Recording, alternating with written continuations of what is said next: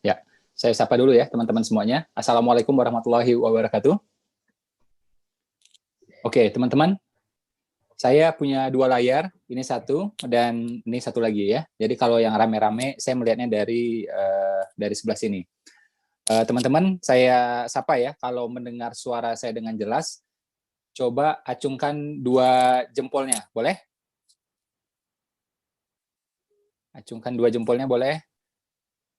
Acungkan gini, boleh? Kalau yang mendengar suara saya dengan jelas, ya. Oke, ini ada 45 layar. Kita cek 5 layar aja deh. Random. Ya. Alhamdulillah. Allahumma sholli ala Muhammad wa ala Muhammad. Ya. Tolong yang lain di mute host coba. Ya. Oke. Jadi pagi ini istimewa banget gitu ya. Pertama kita akan belajar sama Syekh Ali. Kemudian juga kalau di tempat saya nih ya, ini lagi hujan ya. Jadi pas mulai ini, kenapa saya percepat mulainya? Karena saya berpikir ini ilmu gitu ya. Ini ilmu. Tapi pas saya ngomong itu memang pas mulai hujan gitu ya. Sudah, kita mulai sekarang aja. Nah, jadi pas hujan, pas nuntut ilmu, ya kan? Nah, nanti juga interaksi sama Syekh Ali Jabir ya, guru kita bersama. Mungkin sebagian tahu, sebagian nggak tahu gitu ya, bahwa 7 KJB rezeki ini, alhamdulillah saya sudah, kalau ngomong cetak ya, kita ngomong buku ya, itu buku sudah puluhan kali cetak ulang ya. Jadi 7 KJB rezeki bersama buku-buku yang lain itu tembus ya penjualan yang Masya Allah ya, saya juga nggak nyangka bisa mencapai angka itu ya. Sebagai gambaran itu bestseller ya sekitar 6.000 eksemplar. Ya masing-masing penerbit beda lah, ada yang 3.000, ada yang 6.000. Ya sudah kita anggap yang 6.000 lah. Bestseller itu 6.000 eksemplar. Mega bestseller itu 50.000 eksemplar. Ya. Nah, buku saya ini ya 7 Kerja Rezeki bersama yang lain itu totalnya lebih dari 1 juta eksemplar. Ya. Dan seorang trainer, seorang yang katanya motivator gitu ya, yang menekuni bidang seminar, training ya, di bidang pengembangan diri gitu ya. Itu yang mencapai angka 1 juta lebih itu baru 2 orang. Ya, ISQ dan 7 KJB rezeki berserta yang lainnya gitu ya. Nah, saya juga nggak nyangka bisa seperti itu, ya kan? Dan seminarnya kita alhamdulillah sudah bawa ke berbagai macam kota di Indonesia, ke 34 provinsi, sampai ke NTT, sampai ke Maluku Utara, sampai ke Papua Barat, sampai ke Kalimantan Utara, dan seterusnya. Sampai juga pelosok-pelosok Indonesia, alhamdulillah. Saya bawa juga ke berbagai macam kementerian, ya, saya bawa juga di kantor Wakil Presiden waktu itu, ya zamannya Pak JK. Ya. Dan yang menakjubkan ya bagi saya, kenapa menakjubkan? Karena kan gini, kalau saya keluar negeri pakai uang sendiri itu ya insya Allah bisa-bisa aja gitu. Tapi yang menyenangkan, yang mengejutkan ya adalah apa? Saya diundang seminar gitu ke berbagai negara, belasan negara di 5 benua, sampai Afrika, Eropa, Amerika, ya, Australia, ya Asia otomatis gitu ya, Korea, Taiwan, Jepang, Filipina, ya kan, Australia, New Zealand, ya, Jerman, Inggris, ya, Amerika itu saya 2 kali seminar, ya, di awal-awal saya waktu itu tahun 2013 ya, saya pulang haji tahun 2012, ke Amerika saya 2013, itu awalnya seminar di New York, ya, lanjut ke Washington, kemudian saya pulang lagi ke Indonesia, dipanggil lagi, seminar lagi ke Texas ya, sama Los Angeles, ya, California. Alhamdulillah gitu. Dan saya juga dapat tawaran waktu itu untuk roadshow di 50 negara bagian Amerika. Cuma saya bilang, kalau saya lama-lama ninggalkan tanah air, ninggalkan keluarga, saya nggak kuat. Ya, jadi kalau saya cuma maksimum tuh paling lama tuh 7 hari atau maksimum banget tuh 10 hari saya bilang. Kalau sampai 30 hari bahkan 40 hari gitu saya nggak kuat saya bilang. Akhirnya ya kita ketemu titik tengahnya, ya sudah saya waktu itu akhirnya 10 hari aja di sana gitu ya. Nah, di sini saya pengen menyampaikan ya bukan soal apa ya, pamer-pamer seminar bukan gitu ya, pamer-pamer buku bukan ya, tapi saya melihat bagaimana keajaiban itu terjadi. Dan saya berharap teman-teman juga mengalami keajaiban. Bahkan orang yang ngikuti ilmu ini pun dia bikin tulisan, ya tulisannya jadi keajaiban juga gitu. Contohnya ya itu magnet rezeki misalnya, ya kan, rezeki diantar misalnya, ya karya Mas Mono dan seterusnya banyak sekali, ya banyak sekali gitu. Nah, belum lagi ya teman-teman baca sendiri kan testimoninya bagaimana ya orang sudah praktek ilmu ini akhirnya bisa dapat mobil, showroomnya ada yang booming ya, itu di Bangka Belitung kasusnya, kejadiannya gitu ya. Ada juga yang punya keturunan ya, dapat jodoh dan seterusnya ya. Saya sendiri juga nggak nyangka bisa bisa seperti itu gitu, ya kan? Bahkan pertama kali dalam dalam apa ya, dalam dunia korporat, kalau teman-teman kerja di sebuah korporasi besar pasti tahu itu sangat jarang korporasi besar mengundang pembicara ya dari luar intens menjadi kurikulum ya, tapi yang dibahas itu rezeki. Itu jarang banget. Ya, biasanya tuh kalau ngundang trainer yang dibahas adalah apa? Ya, self motivation, ya kan, pencapaian target, teamwork, leadership, ya hal-hal seperti itu. Nah, ini beda gitu. Jadi saya bahas tentang rezeki ya berkali-kali, contohnya kayak kimia farma lah. Kimia farma pegadaian gitu ya, Pertamina gitu ya, dan beberapa perusahaan ya termasuk kementerian, itu saya ngisi intens di sana gitu. Jadi saya mengalami benar apa itu keajaiban. Ya wasilah melalui ilmu 7 keajaiban rezeki ini.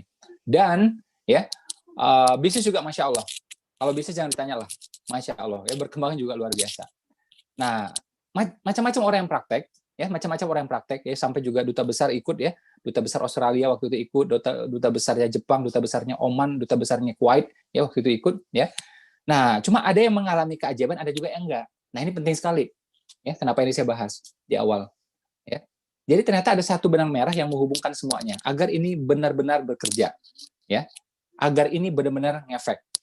Nah, sekarang saya tanya teman-teman, siapa yang pengen ya setelah praktek ini benar-benar ngefek? Coba ngacung tangannya. Coba ngacung tangannya. Yang pengen benar-benar ngefek. Yang pengen coba ngacung. Oke. Yang ngacung saya doakan ya rezekinya lancar. Amin ya. Yang belum ketemu jodoh mudah-mudahan segera ketemu jodohnya. Amin. Jodoh yang soleh, yang soleha. Amin ya. Jodoh yang hafiz. Amin ya. Anak orang kaya. Amin. Anak tunggal. Amin. Warisannya banyak. Amin. Bapaknya udah berumur. Wah, udah mulai ngaco nih udah ya. Nah, jadi benang merahnya adalah apa? Mereka itu prompt. Ya, apa itu prompt?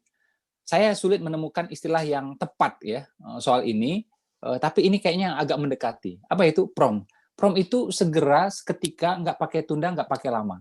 Sekarang juga. Jadi apa yang bisa dipraktekkan, praktekkan. Gitu. Kalau belum bisa, besok prakteknya. Jadi nggak ditunda berlarut-larut. Nah, saya pelajari juga dari segi agama, gitu ya. Ternyata menurut agama juga sebuah amal, sebuah kebaikan, ya itu kalau memang baik, memang itu ilmu bermanfaat harus segera. Kalau segera prakteknya, segera fadilahnya. Ya, jadi kalau segera prakteknya, segera juga efeknya dan besar efeknya. Tapi kalau kita tunda-tunda, ya kita tunda-tunda, ya, nah efeknya akan ketunda dan efeknya akan mengecil, fadilahnya akan mengecil. Jadi teman-teman, ya kita punya waktu kurang lebih nanti 1,5 jam. Begitu tahu ilmu ini, tolong praktek ya hari ini juga. Ya, kalau perlu setelah acara langsung praktek. Ya, mungkin ada hal-hal yang agak besar, agak berat gitu ya, ya sudah besok gitu. Biar segera efeknya. Ya. Nah, contoh gini lah, ada seorang ustadz, ada seorang syekh yang ngomong ke kita, kamu coba sholat duha deh. Ya. Oh siap syekh, siap ustadz. Nah kita sholat duhanya tahun depan, nunggu Ramadan. Walaupun Ramadan bulan terbaik, ya, tapi akan lebih baik kalau teman-teman praktek apa? Ya besok gitu, atau hari ini juga mumpung ada waktu, ya. Sholat duha deh, ya udah langsung sholat duha. Nah itu fadilahnya akan besar, ya, karena Allah suka apa orang yang menyegerakan kebaikan, ya, dan wujud kesungguh-sungguhan, wujud juga apa nurut sama yang ngasih ilmu, gitu. Nah sama juga kalau kita ngomong yang hal-hal yang katanya duniawi, misalnya bikin gado-gado gitu, ya, tetangga kita ngajarin bikin gado-gado, ya, kuahnya gitu, bumbunya gitu. Kita pas dikasih tahu langsung praktek. Itu pasti lebih lebih bagus, lebih enak ketimbang dikasih tahu ilmunya, kita bilang, "Ah, ya ya ya, nanti Januari deh pas tahun baru saya bikin ya." Ah, udah. Ya tetap ngefek juga, tapi lebih kecil ya. Nggak sebesar ketika kalau kita praktekkan di awal. Makanya saya mohon banget teman-teman ya, saya seminar ini nggak dibayar, ya teman-teman juga masuk di sini juga tidak membayar gitu ya. Si ahli juga enggak gitu ya. Nah, jadi maksud saya di sini ya semata-mata pengen membawa perubahan buat teman-teman. Cuma perubahan ini akan mentok ya gitu-gitu aja kalau teman-teman nggak praktek. Makanya saya mohon banget teman-teman ya, komit ya untuk praktek segera. Ya, praktek segera. Siapa yang komit untuk praktek segera? Coba ngacung tangannya. Oke, saya doakan rezekinya lancar, amin. Keluarganya sakinah, amin gitu. Ya. Nah, soal rezeki ya ini kan luas sekali, tapi di sini memang saya membahas ya spesifik tentang harta, tentang rupiah. Panitia, tolong kasih tahu saya ya kalau Syekh Ali sudah ready ya. Jadi kita ini banyak yang kadang-kadang anti dengan harta, ya. Kadang-kadang anti sama harta, ya, anti dengan uang gitu. Padahal banyak amal-amal yang memang menuntut harta. Sulit kita melakukan kalau kita nggak punya harta. Contoh paling konkret, ya, paling konkret adalah apa? Wakaf. Ya, wakaf itu awal-awalnya adalah apa? Properti. Tidak ada wakaf tunai. Ya, coba baca sejarah tentang wakaf. Ya, yang populer biasanya kita tahu ketika Umar menemukan kebun. Apa itu kebun? Properti. Ya, populer yang lain ketika Utsman membeli mata air. Itu juga properti. Atau yang paling awal sebenarnya tapi nggak terlalu populer, apa itu? Mukhairik, ya, menitipkan ladangnya kepada Rasulullah gitu, sekian petak, ya, dia bilang kalau aku meninggal nanti engkau yang kelola, karena dia percaya gitu sama Rasulullah, ya, kasih untuk orang-orang tidak mampu, kasih juga untuk keturunanku, ya, wakaf, ya, jadi tiga ini ya, Mukhairik, Umar, Utsman, ya, itu properti, yang lain-lainnya juga, ya, silakan ya, begitu Umar menggalakkan wakaf, akhirnya sahabat juga mulai berwakaf semuanya, itu properti semuanya, ya. Yang ada sedikit pengecualian kayak Khalid bin Walid, ya, dia mewakafkan baju perangnya gitu, ya. Tapi kalau kita lihat plek gitu ya, itu hampir semuanya properti. Ya, wakaf itu properti. Karena kan dia sesuatu yang menetap, ya, tetap tidak berubah, ya, tapi hasilnya berterusan. Apa yang bisa kayak gitu coba? Ya properti atau bisnis yang sangat stabil gitu. Nah, pertanyaannya siapa yang bisa wakaf properti? Ya, kita salut tuh sama orang-orang Betawi zaman dulu, ya. Wakafin tanah, buat musola, buat masjid. Lihat tuh ya jalan-jalan di Jakarta, kalau ada masjid-masjid yang di pinggir jalan, itu wakaf puluhan tahun yang lalu orang-orang Betawi zaman dulu tuh. Ya, mereka mah udah ya langsung sedekain aja tanahnya gitu.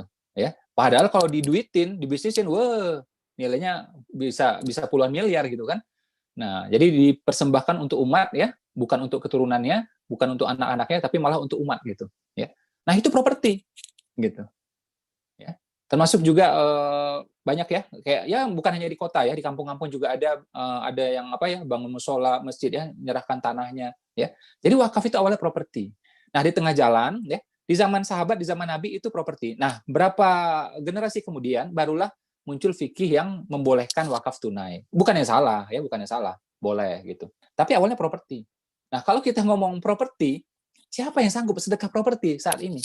Artinya apa? Dia udah punya properti kan? Sudah punya properti, sudah aman rumahnya, sudah aman bisnisnya, baru dia bisa wakaf kan, rata-rata seperti itu. Lah ini kita KPR aja belum lunas, ya kan? KPR yang 15 tahun lagi, ya kan? Nggak sanggup bayar, tenor lagi gitu kan. Nah, sampai didatangin sama tukang kreditnya gitu kan. Nah, jadi ini isyarat bahwa kita harus kuat finansial, minimal kita berusaha. Belum lagi perintah zakat, ya. Saya tantang nih teman-teman, ya. Coba cari ya di zaman Nabi zakat karyawan. Cari zakat karyawan. Nggak ada juga ternyata. Zakat itu yang ada apa? Perniagaan. 2,5% atau 1/40. Atau apalagi sawah ladang kebun. Ya, sawah ladang kebun itu 10%. Ya. Harta karun atau pertambangan itu 20%. Ya. Jadi perintahnya cuma 3. Ya. Perniagaan, ya, properti atau pertambangan. Jadi kalau nggak kaya raya. Tidak ada zakat karyawan sebenarnya. Jadi yang dianjurkan kita jadi pengusaha sebenarnya. Bukan berarti zakat karyawan, zakat profesional itu salah, bukan ya. Tapi itu adalah fikih yang populer kemudian, ya. Fikih yang populer kemudian dipopulerkan ya oleh Syekh Yusuf Qaradawi. Alhamdulillah itu beberapa tahun yang lalu saya sempat ke rumah beliau ya, disambut sama beliau, masya Allah ya. Saya waktu disambut sama beliau ya, itu kan dikasih makanan roti kan, kue gitu, kue kering. Langsung saya makanin gitu. Ya, bukan berarti enak, bukan ya, enak sih enak, tapi bukan karena itu. Sebenarnya kita malu juga mau makan gitu kan. Tapi saya ingat ya kisah Abdurrahman bin Auf. Itu orang-orang kaya yang lain ya suka ya kalau dikasih makanan atau dikasih harta, dikasih dinar dirham dari Abdurrahman bin Auf. Kenapa? Hartanya berkah banget. Gitu. Makanya saya waktu sampai di ruangannya beliau disambut gitu ya. ada kue itu dia bilang suruh makan, ya udah saya makan itu set gitu kan, kita ngambil berkahnya gitu kan. Tapi kalau ngomong malu sebenarnya yang malu makan kayak gitu, tapi kapan lagi gitu kan. Nah, jadi itu dipopulerkan oleh beliau ya tentang zakat profesi itu ya. Jadi perintah zakat sebenarnya apa? Perintah agar kita jadi pengusaha. Kalau nggak tuan tanah, ya. Kalau nggak apa? Punya pertambangan. Luar biasa. Bukan tali tambang loh. Ya, ini kita cuma taunya tali tambang dan tarik tambang ya 17 Agustus. Nah, yang dianjurkan malah punya pertambangan, Masya Allah. Ya. Nah, ini adalah isyarat-isyarat bahwa kita mesti kuat finansial. Apalagi yang real banget kita tahu, ya, yang semua orang paham, semua Muslim paham. Apa itu? Haji. Ya, haji berangkat suami istri berapa coba? Kalau nunggu antrian 15 tahun. Bahkan ada beberapa kota tuh yang 22 tahun. 22 tahun. Jadi Anda baru tobat di usia 50, berangkat di usia 70-an. Ya, hidayahnya baru datang usia 50. Berangkat usia 70-an. Iya kalau ada umur, iya kalau ada kesehatan, gitu. Ya. Nah, baiknya apa? Bersegera berangkatnya. Segera berangkatnya, ya. Kalau haji plus berapa? Seratusan juta. Ya. Kalau furoda 1/4 miliar. Suami istri berangkat 1/2 miliar. Ya, tunai dan tidak boleh meninggalkan hutang. Ya. Mohon maaf, kalau kita lemah finansial, bagaimana caranya melakukan ini? Tentu Allah punya keajaiban, ya. Tapi sebenarnya ini adalah isyarat-isyarat bahwa kita mestinya kuat finansial, ya. Nabi ya, di hari-hari terakhir Nabi, di bulan-bulan terakhir Nabi, ya. Nabi itu kurban 100 onta. Masya Allah, ini kan hadisnya sahih ya, 100 onta coba, ya. Dan 60 itu beliau potong sendiri. Itu isyarat buat kita bahwa Nabi itu kuat finansial dan kuat fisik. Usia 63 tahun, ya, motong ya hewan kurban sendiri, onta 60-an yang dipotong. Setelah itu yang 40-an dilanjutkan oleh Ali. Ya. Itu amazing menurut saya. Ya. Dan saya pernah tulis sebenarnya di Instagram ya beberapa waktu yang lalu, bagi itu tertulis di sebuah kitab, saya lupa nama kitabnya ya, tapi saya tulis di Instagram waktu itu ya. Itu disampaikan waktu itu oleh Ustaz Abdul Somad ya, saya kutip ya, saya cek kitabnya ternyata benar gitu ya. Mahar Nabi kepada Khadijah itu puluhan onta. Kalau kita rupiahkan ratusan juta atau 1 miliar nilainya. Ya. Mahar Nabi kepada Khadijah puluhan onta. Bayangin. Kalau zaman sekarang puluh ya, usia 25 tahun anak muda itu. Ya. Nah, memuliakan wanita tuh. Wanitanya mungkin nggak minta, tapi dianya memberikan gitu. Mahar Nabi kepada Aisyah, ini ada hadis riwayat Muslim, ya, 500 dirham. Ya, 500 dirham. Ya, itu hadis riwayat Muslim. Ya. Ini kita kalau mahar maunya itu seperangkat apa itu? Alat apa? Seperangkat alat fitness ya. Seperangkat alat sholat. Padahal sholat nggak pakai alat. Sholat itu nggak perlu pakai alat, uang langsung sholat aja bisa, ya nggak? Ya. Nah, kita cari-cari sendiri biar murah gitu kan. Kesannya soleh, padahal pengen murah gitu ya. Kasih sajadah, udah beres. Tambah mau kena, udah alhamdulillah ya biar tambah soleh gitu. Ya. Nah, bukannya nggak boleh kasih sajadah ya, tapi memang mahar itu kalau kita lihat definisinya memang harta. Wanita adabnya meringankan mahar, laki-laki hendaknya membesarkan, memuliakan gitu. Makanya orang-orang zaman dulu, orang-orang di kampung itu udah benar. Maharnya apa coba? Sawah, ladang, kebun, kambing, sapi. Saya pergi tuh ke NTT, kerbau di sana yang populer. Ya. Yang di kampung nenek saya sapi gitu ya, sama sawah, itu udah bener. Nah, orang zaman sekarang yang ngawur ya, dimurah-murahin ya. Kalau duit pun juga disuka dianeh-anehin ya kan, 4.440.000 ini aneh-aneh sudah gitu ya. Nah, itu entah fikihnya siapa yang dipakai gitu. Jadi bukannya nggak boleh ya, tapi kan ini udah tahu nih definisi mahar itu seperti apa gitu ya. Jadi memang adabnya wanita meringankan mahar, laki-laki hendaknya membesarkan gitu ya. Nah, dan kalau kita itu sebenarnya nih ya, ini bagi yang belum nikah. Coba yang belum nikah, coba ngacung tangannya. Yang belum nikah? Wah, nasib betul. Bagi yang belum nikah gitu ya, terutama buat laki-laki, baiknya itu besarkan itu di mahar, bukan di resepsi. Ini salah kaprahnya orang Indonesia. Dia besarkan di resepsi. Yang untung siapa? Wedding planner. Yang punya gedung, yang punya catering, ya, souvenir-souvenir, organ tunggal itu yang untung. Harusnya kita besarkan di mana? Di mahar. Nah, mahar itu akhirnya siapa? Kan jadi milik istri kita. Kan enak buat dia juga. Jadi uangnya nggak kemana-mana gitu. Ya kan? Nah, kapan-kapan kita BU, tinggal pinjam sama dia. Ya nggak? Lah, tapi kalau kita kasih ke hotel, ke gedung gitu ya, organ tunggal, catering, souvenir, ya sudahlah, habis sudah itu. Ya, satu malam habis sudah semuanya. ya. Nah, saya waktu itu nikahnya ya sederhana aja gitu, ya. Ya, udah ready? Assalamualaikum Mas, maaf. Ya, sudah ready. Oke, saya sapa dulu ya, Syekh Ali. Assalamualaikum, Syekh. Waalaikumsalam warahmatullahi wabarakatuh. Sehat, Syekh? Alhamdulillah sehat dan selalu minum propolis. Waduh, ini Alhamdulillah. kalau jarak dekat ini Saya sama sudah 98 kali pencet kok udah masuk gitu. Di di loket sampai 98 kali. Pas yang ke 99 baru alhamdulillah masuk Asmaul Husna 99. Masya Allah. Siap. Oke, tafadhol, Syekh. Ya, gimana semangat semua sehat? Peserta sudah 10.000 lebih, Mas. Masya Allah. Peserta 10.000, Syekh. Alhamdulillah. Ini mitra dan calon mitra atau semua calon mitra? Ini buat umum, Syekh. Buat umum. Jadi teman-teman yang pengen jadi pengusaha atau yang pengen rezekinya lebih baik lagi, Syekh. Amin. Hanya jadi pengusaha atau mau jadi juga berkeluarga, cari pasangan?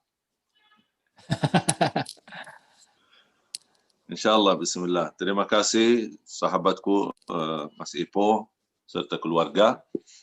Assalamualaikum warahmatullahi wabarakatuh. Waalaikumsalam warahmatullahi wabarakatuh. Alhamdulillahi rabbil alamin. Allahumma salli ala Sayyidina Muhammad wa ala ali Sayyidina Muhammad wa sallim taslima.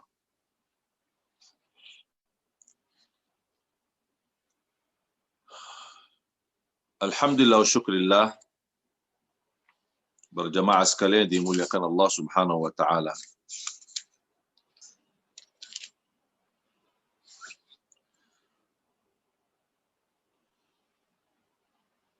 Allah Subhanahu wa taala menganugerahkan kepada kita banyak nikmat. Nikmat Islam, nikmat iman, nikmat sihat wal afiat.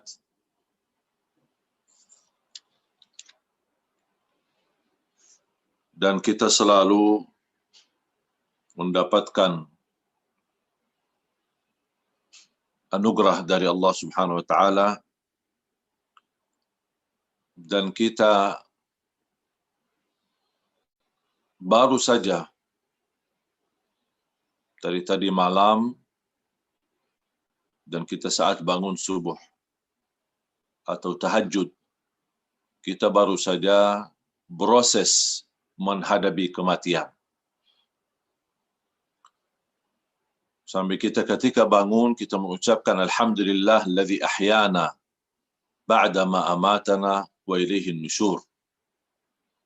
Yang menunjukkan betapa kita selamat dari proses kematian dan kita termasuk orang yang dilepaskan nyawanya dan masih diberikan oleh Allah menambah keluarga, menambah keturunan, ibadah, menambah rizki, dan lain sebagainya. Dan bisa Bapak Ibu, sahabat sekalian, keluarga besar, mitra Propolis, dan mudah-mudahan insya Allah niat kita bersama untuk sukseskan dan kita bisa menambah berkah penghasilan, berkah untuk keluarga, berkah untuk keturunan kita, dan berkah untuk pribadi kita yang belum berkeluarga, bisa belajar mandiri, dan ada sebuah kata mutiara di dalam bahasa Arab, wal harakatu barakah. Harakat itu barakah, artinya gerak-gerak itu tidak diam, bergerak terus sana sini, berusaha, berikhtiar, itu barakah. Dijamin mendapatkan keberkahan dari Allah Subhanahu wa taala.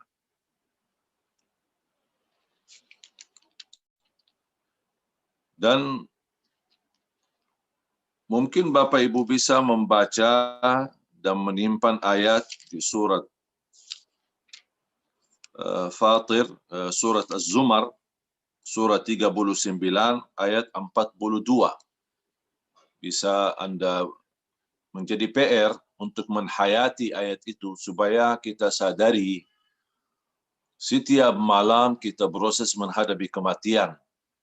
Kalau kita di pagi ini masih kita bisa berkomunikasi, berarti kita selamat dari kematian tadi malam, dan kemudian masih kita terpilih menjadi orang yang masih punya umur sampai ke waktu yang ditetapkan oleh Allah Subhanahu wa taala.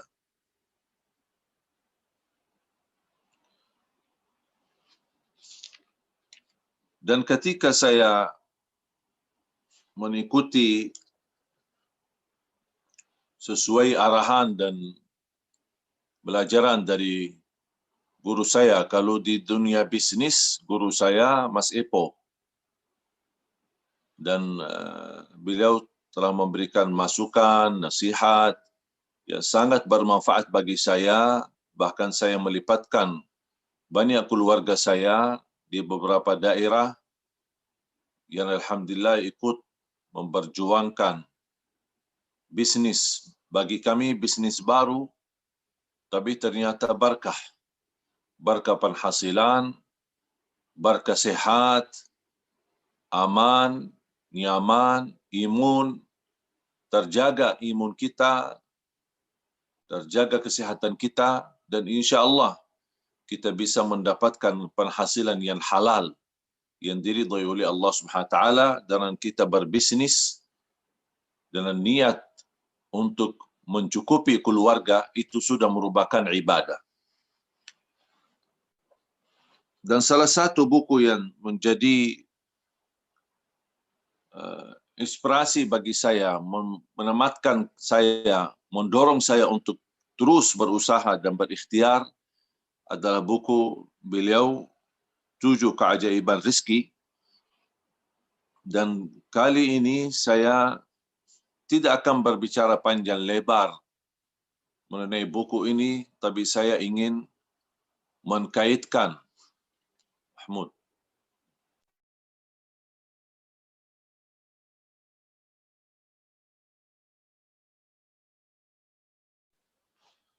saya ingin mengkaitkan dengan ayat suci Al-Quran.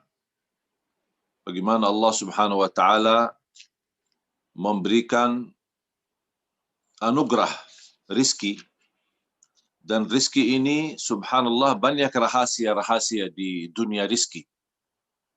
Rizki tidak pernah salah alamat, rizki tidak pernah salah orang, rizki sudah Allah Subhanahu wa taala ikatkan dengan umur. Selama masih bernafas, selama masih punya umur, berarti masih punya rizki. Walaupun rizki kita sudah ditetapkan oleh Allah, tapi ada pula rizki yang Allah tetapkan tergantung usaha dan ikhtiar kita. Ada kata rizki yang kita tidak punya tangan atau tidak punya kuasa untuk mendatangkannya. Seperti rizki umur. Masalah umur, kemudian masalah keturunan, masalah ikhtiar dan usaha, masalah mendapatkan jodoh, bahagia atau sengsara, hidup kaya atau hidup susah. Kadang-kadang ada takdir yang disebutkan kata takdir kauni. Tidak bisa kita ikut campur merubahkan.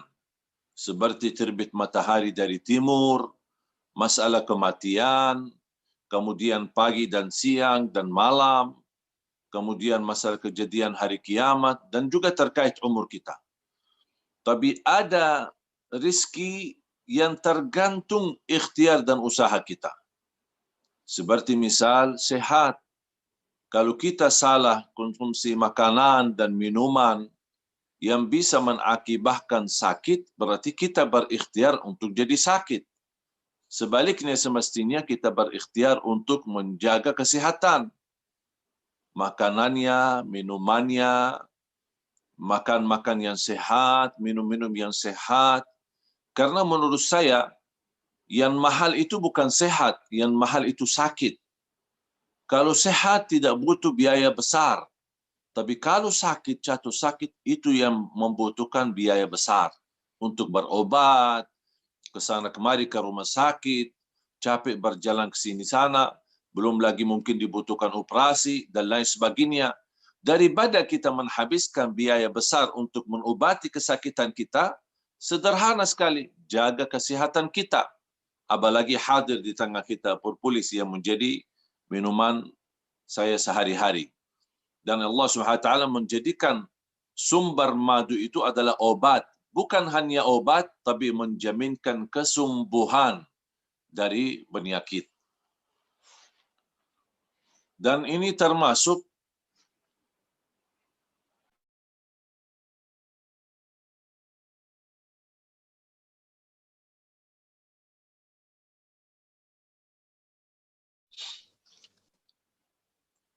jadi ikhtiar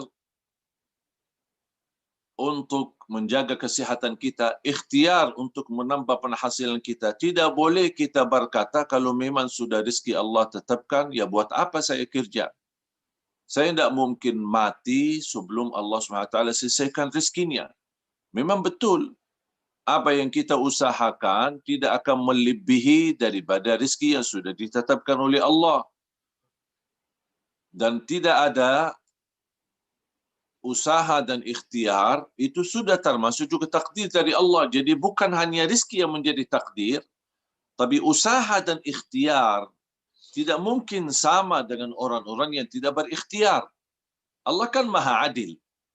Orang yang malas, dah mau kerja, mau tidur enak-enak saja, tidak mungkin rezekinya sama dengan rezeki orang-orang yang keringat, capek, lelah, belajar, terus berusaha ke sana kemari, dan Allah menghargai. Is'a ya abdi wa ana as'a ma'ak. Bergeraklah wahai hambaku mencari rezeki, aku akan mendampingimu, kata Allah SWT di hadis qudsi. Jadi Allah mendamping kita ketika kita berikhtiar dan berusaha. Dan salah satu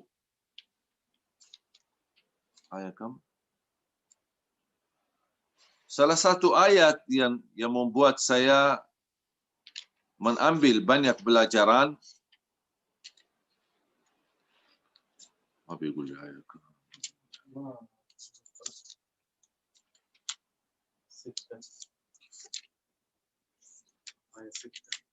Di surah Hud. Surah Hud, surah yang ke-17.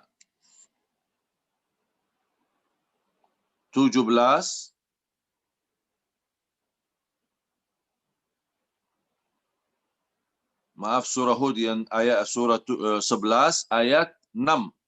Surah nomor 11 ayat 6. Kalau ada peserta yang bawa Quran di sampingnya, tolong diperhatikan. Di surah Hud, surah yang ke-11 ayat 6. Allah Subhanahu wa taala berfirman, A'udzu billahi minasyaitonir rajim. وَمَا مِنْ دَابَّةٍ فِي الْأَرْضِ إِلَّا عَلَى اللَّهِ رِزْقُهَا وَيَعْلَمُ مُسْتَقَرَّهَا وَمُسْتَوْدَعَهَا كُلٌّ فِي كِتَابٍ مُبِينٍ. Sadaqallahul Azim.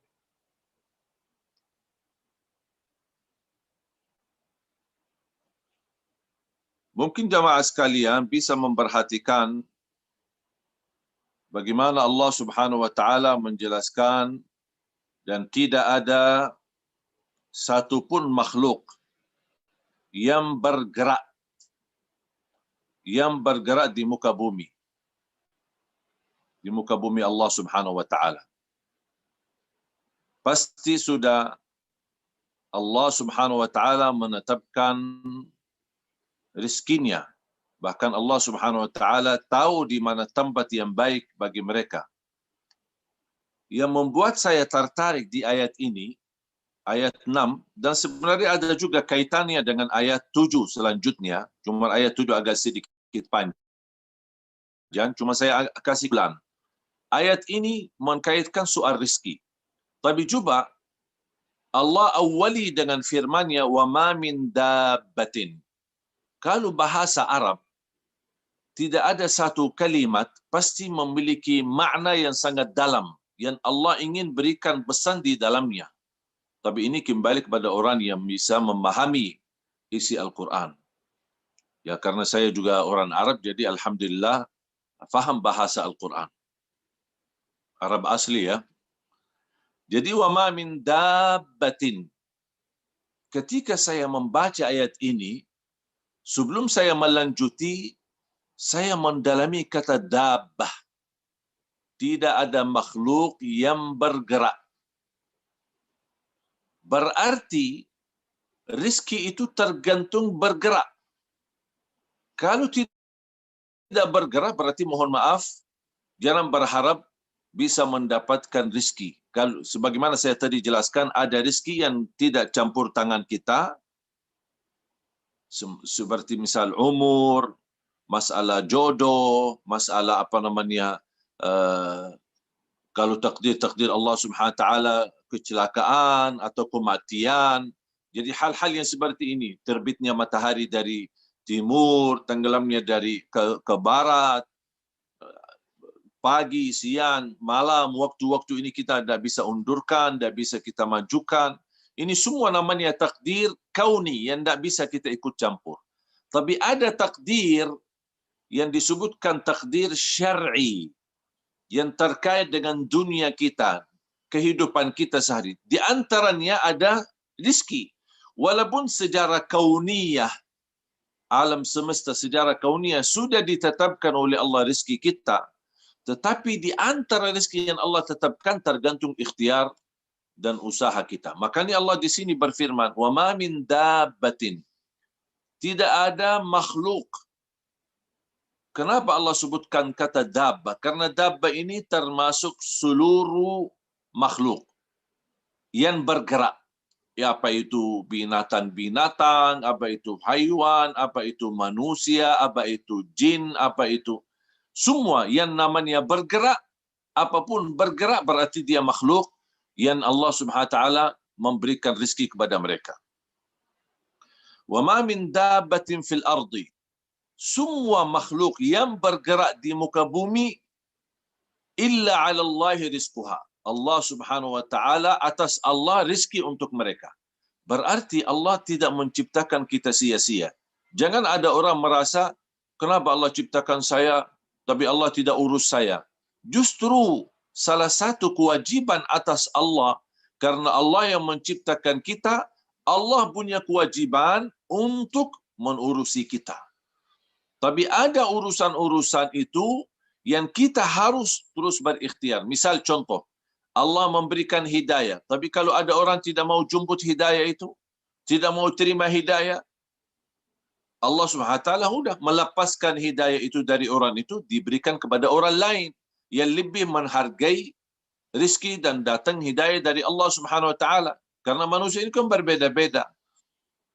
Sama seperti kita, kalau ada orang memberikan sesuatu dan kita sambut dengan baik, ucapan yang baik, dengan senyum, ramah, tamah, dan kita luar biasa, pasti orang itu senang ketika memberi sesuatu. Bahkan dia ingin ketika ada misal ada acara misal ulang tahun kah, atau kita tamat sekolah kah, atau apa, pasti dia berkenan untuk memberi sesuatu lagi. Karena dengan cara menyambut kita dengan cara yang baik, sambutan kita dengan cara yang menenangkan hati.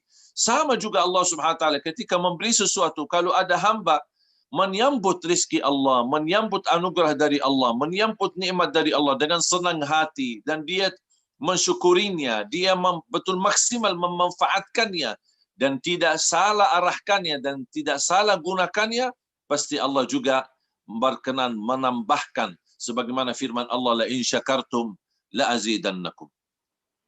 Jadi di ayat ini, wa ma min dabbatin fil ardi illa 'ala Allah rizquha. Semua yang bergerak di muka bumi atas Allah adalah tunaikan dan lunasi rizki untuk mereka. Wa ya'lamu mustaqarraha wa mustauda'aha.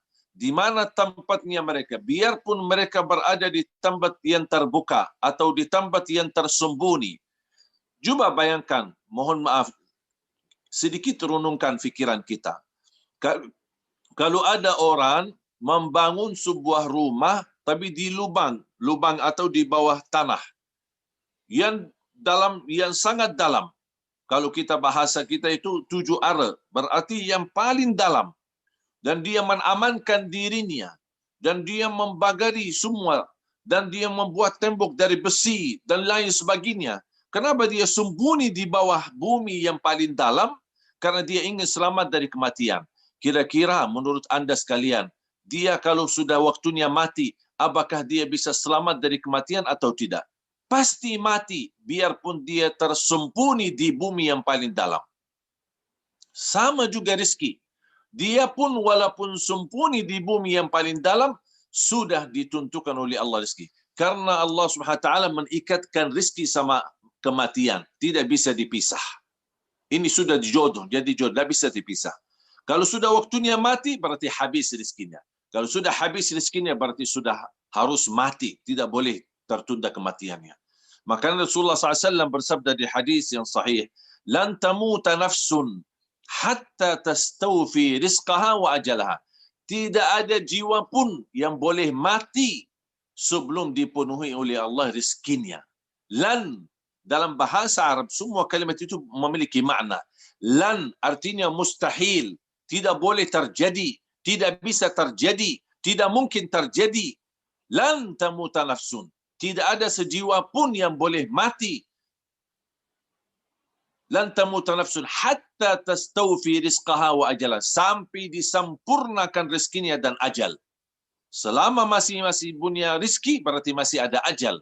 Selama masih ada ajal, berarti masih ada rezeki. Dan dimanapun kita berada.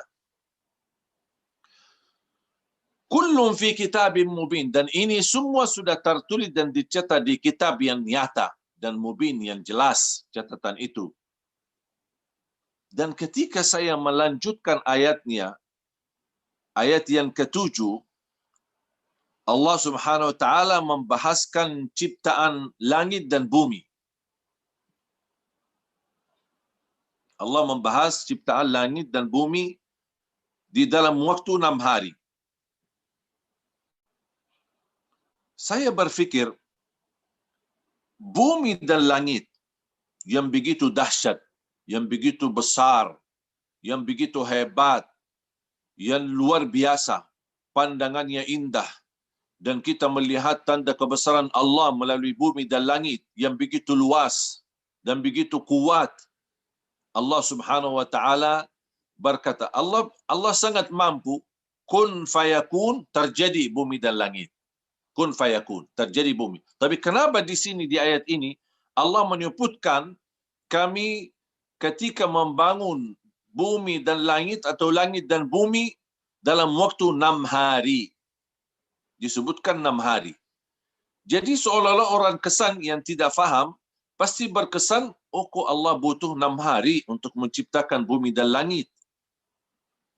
Yang begitu dahsyat, Allah tidak membutuhkan sebenarnya 6 hari. Kun fayakun, semuanya bisa jadi. Dari tidak ada jadi ada. Kun fayakun sudah cukup bagi Allah SWT.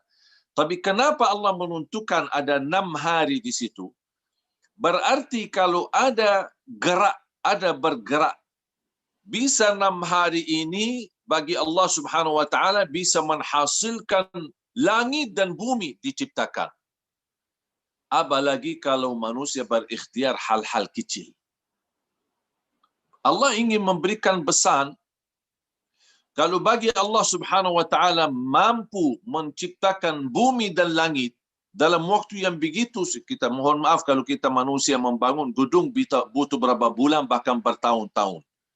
Bagaimana bayangkan bumi ini yang begitu luas dan langit yang begitu besar dengan segala bintangnya, dengan segala keindahannya dan perhiasannya. Allah Subhanahu wa taala menunjukkan 6 hari berhasil menciptakan bumi dan langit. Berarti Allah ingin memberikan pesan, kalau bagi Allah sangat mudah mengurusi bumi dan langit, apalagi mengurusi rezeki manusia.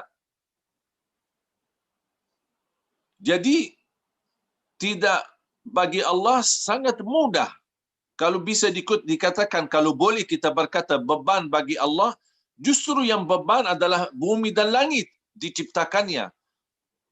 Tapi kita tidak boleh berkata Allah terbeban dengan bumi dan langit. Tidak. Tapi begitu luar biasa besarnya bumi dan langit, tapi Allah mampu menguruskannya dan Allah mampu menciptakannya. Apalagi manusia yang makhluk termasuk makhluk kecil. Mohon maaf, makhluk semut saja masih lebih hebat daripada manusia. Cuba bagaimana kalau Bapak Ibu jamaah sekalian digigit sama semut sekali aja, bisa sakitnya sepanjang malam. Gatal, sakit, ini luar biasa. Berarti semut ini lebih kuat daripada kita. Kita sebenarnya manusia yang lemah, manusia yang dhaif, bukan manusia yang kuat. Tapi kekuatan kita dari mana? Power kekuatan dan sumber kekuatan kita adalah keyakinan kita kepada Allah. Kemudian iman kita kepada Allah, kepercayaan kita. Ini yang menjadi sumber kekuatan. Percaya sama Allah dan yakin. Kalau sudah percaya harus disertakan dengan keyakinan. Percaya yang memberi rezeki adalah Allah. Dan saya yakin ketika saya berikhtiar, pasti akan Allah memudahkan. Ini yang membuat power kekuatan untuk terus kita berusaha dan berikhtiar. Lebih dahsyat lagi, ketika saya membaca di suratul Baqarah, Allah Subhanahu wa taala menceritakan bagaimana cerita Nabi Ibrahim ketika bersama Namrud. Ada seorang raja yang merasa dirinya hebat, yang merasa dirinya dia mampu mematikan manusia dan menghidupkan manusia. Allah Subhanahu wa taala melalui Nabi Ibrahim menunjukkan kekuasaannya dan menunjukkan kehebatannya Nabi Ibrahim alaihissalam. Bagaimana Allah Subhanahu wa taala menunjukkan betapa bagi Allah Subhanahu wa taala mampu menganugerahkan kebanyakan kemuliaan dan rizki. Ketika Allah Subhanahu wa taala mulai dari cerita Nabi Ibrahim bersama Raja Namrud, dan bisa kita ambil kutip dan mempelajari dan memahami isinya. Ketika Allah Subhanahu wa taala di ayat, dan saya harap ini juga menjadi PR, di ayat 258 suratul Baqarah, 258, 259, 260, 261 sampai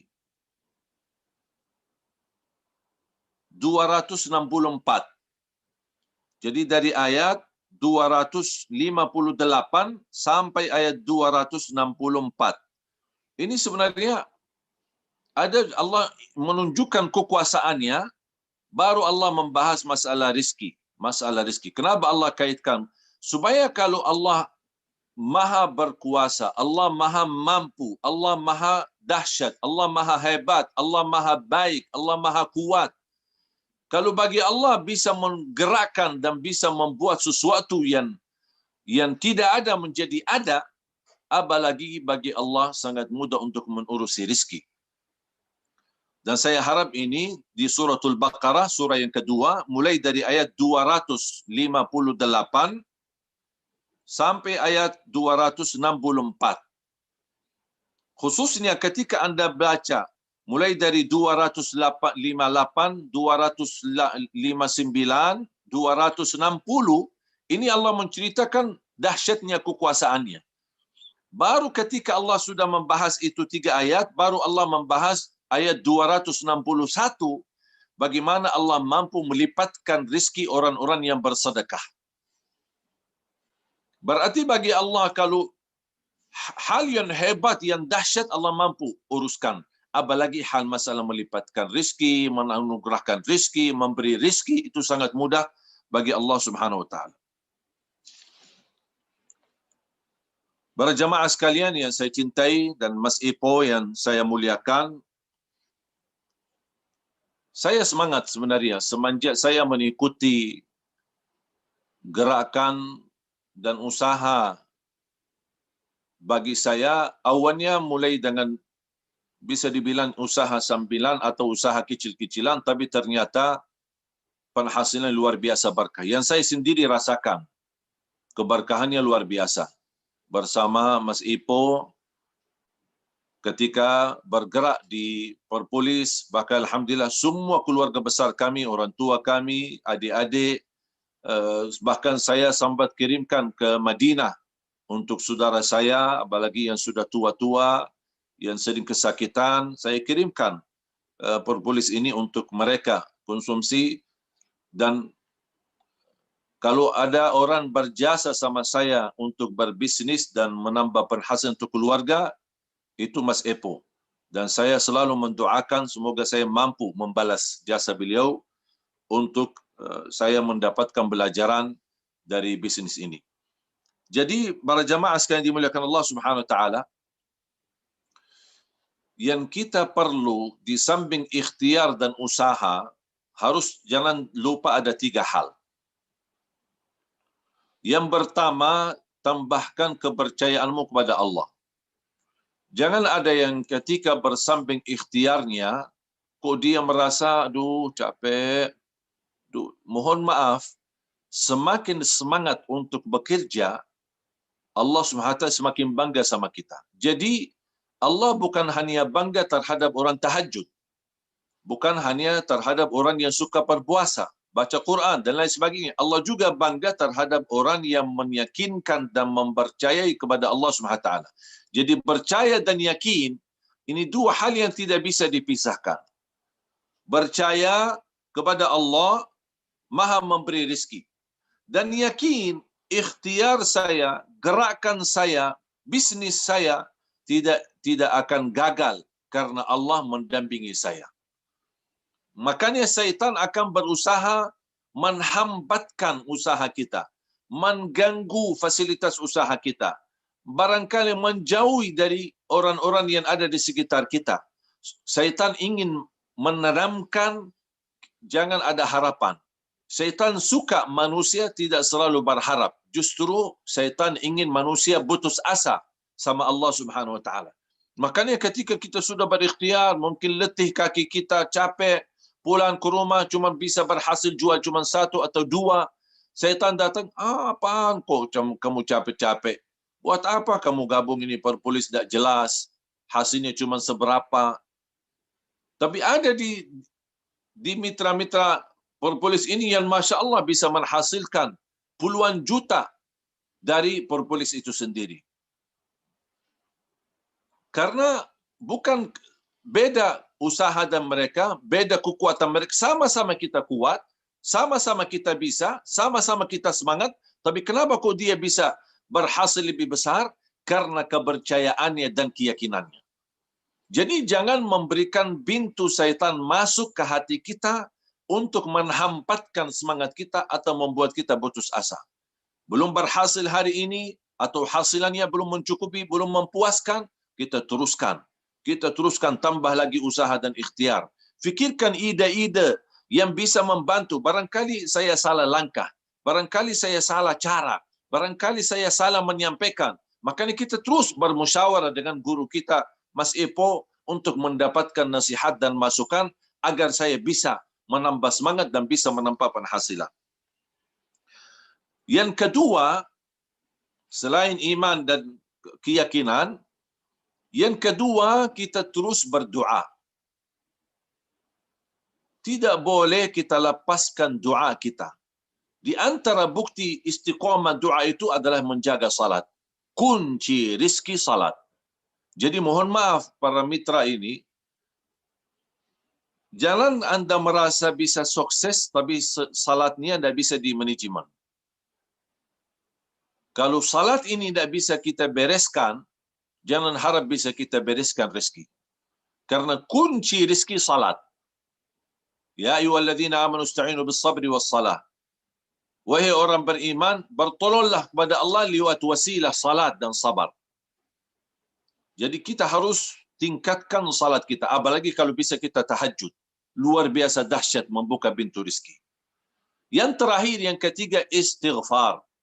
Sebagaimana Allah Subhanahu wa taala berfirman di surah Nuh, surah yang ke-71 di ayat 10, 11, 12, Allah Subhanahu wa taala menggambarkan betapa luar biasa. Jangankan menambahkan rezeki, tapi Allah juga menambahkan keturunan.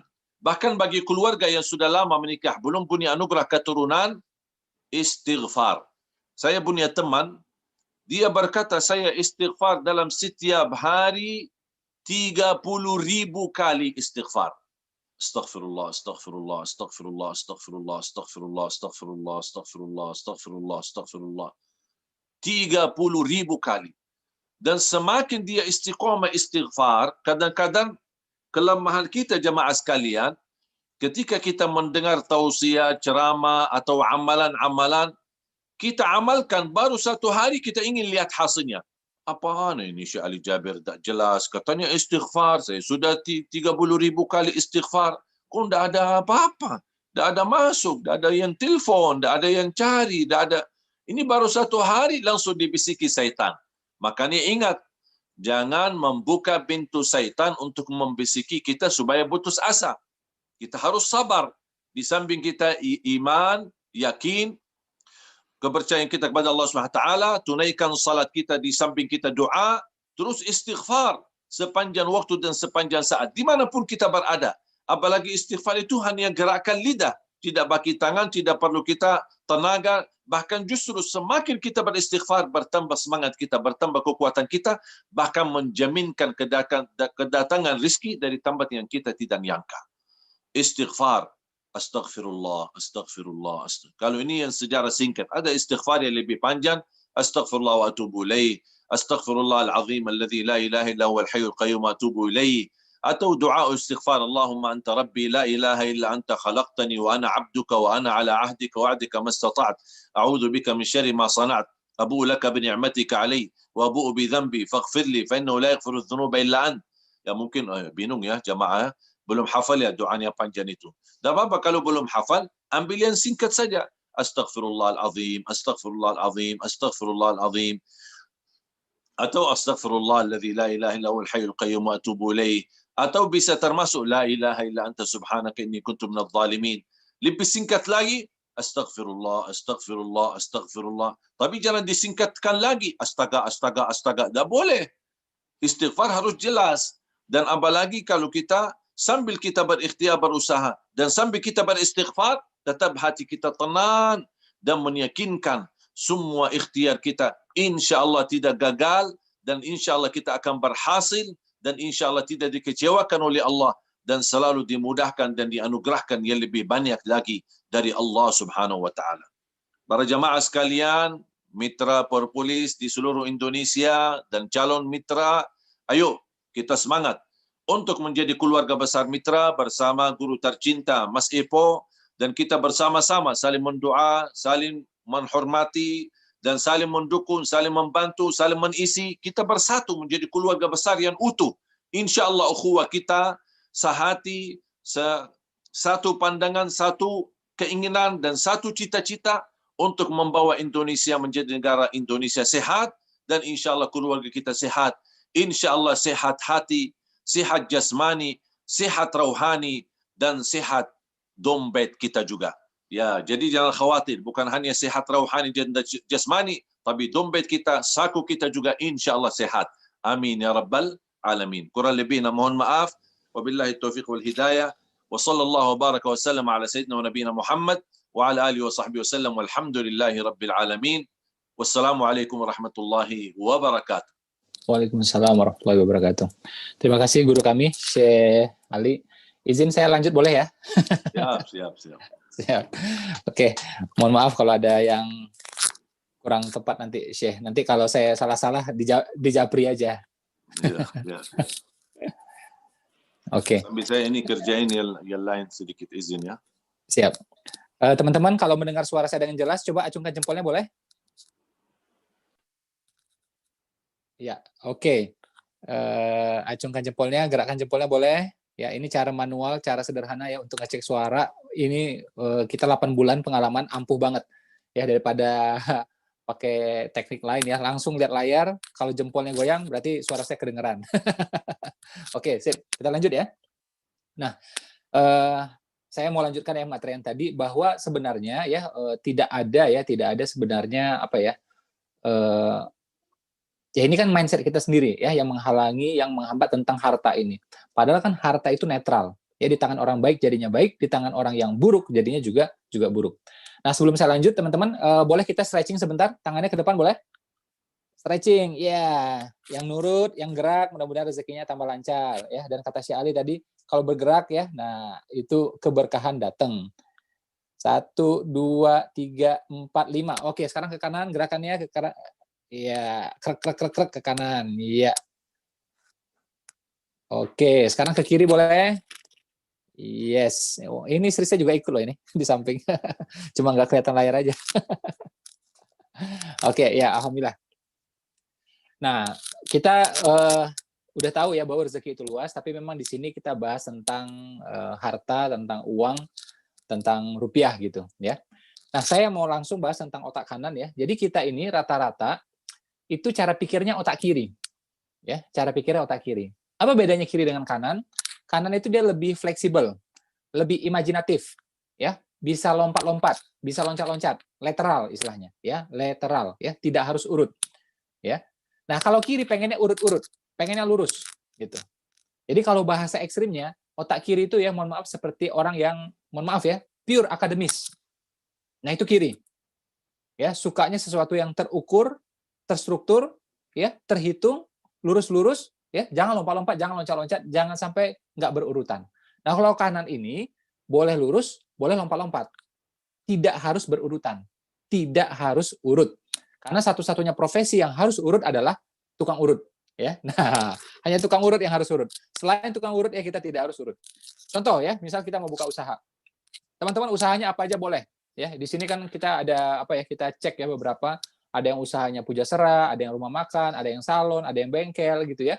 Ada juga yang skincare, ada yang hijab gitu ya, nggak apa-apa ya. Yang penting legal, halal, silakan aja usahanya diteruskan gitu. Contoh nih ya, bagi orang yang belum buka usaha, saya mau tunjukkan nih logika kiri itu seperti apa. Kiri itu ya dia pengen modalnya cukup dulu, kumpulkan modal. Ya, dia kerja 7 tahun, 8 tahun, kumpulkan modal. Oke, terus dia kuasai lagi skillnya. Ya, dia melatih skillnya itu, entah itu bikin bakso, entah itu bikin karedok atau rumah makan Padang, dia latih skillnya selama 1 tahun atau 2 tahun. Ya, atau kursus singkat 6 bulan gitu. Ya. Kemudian dia usahakan punya ruko atau sewa rukonya, kemudian dia mulai usahanya. Ya, jadi nabung uangnya lama, ngasah skillnya lama, ya, dan berusaha punya seperti itu. Jadi dia berpikir, ya kita harus ngerti semua. Ya. Padahal dalam bisnis kita tidak harus ngerti semua. Ya.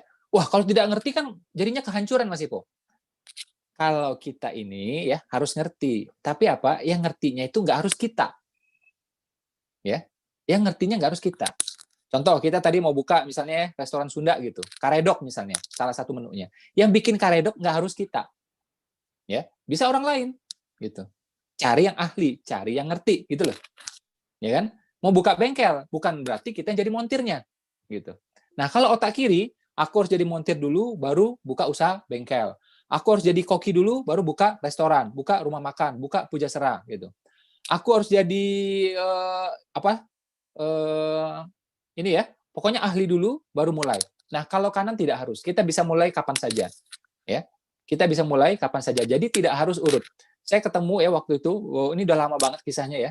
Saya ketemu dengan seorang mahasiswa ya waktu itu di Jogja, buka usaha laundry. Hampir-hampir tanpa modal. Ya. Kalaupun keluar rupiah itu sedikit sekali. Apa yang dia bikin? Cari nama. Satu, cari nama, ya. Ya tinggal cari-cari aja tuh, cari nama kan. Nah, kan gampang. Cari-cari nama. Oke. Nah, setelah cari nama ya. Kemudian setelah cari nama, kemudian dia cetak nama itu pada flyer, ya, pada flyer, ya, flyer dibagi 2 atau bagi 3, saya lupa lah gitu, ya. Jadi satu rim itu ada 500. Jadi kalau dia potong 2, dapatlah 1000, gitu. Ingat ya, dia tidak punya mesin cuci, ya, dia tidak punya mesin cuci. Yang dia punya apa? Nama, karena nama kan gratis, ya, belum dipatenkan waktu itu. Nah, dia fokus pada promosi, dia fokus pada penawaran, ya, dia fokus pada marketing. Dia bikin kalimat yang bagus, ya kan?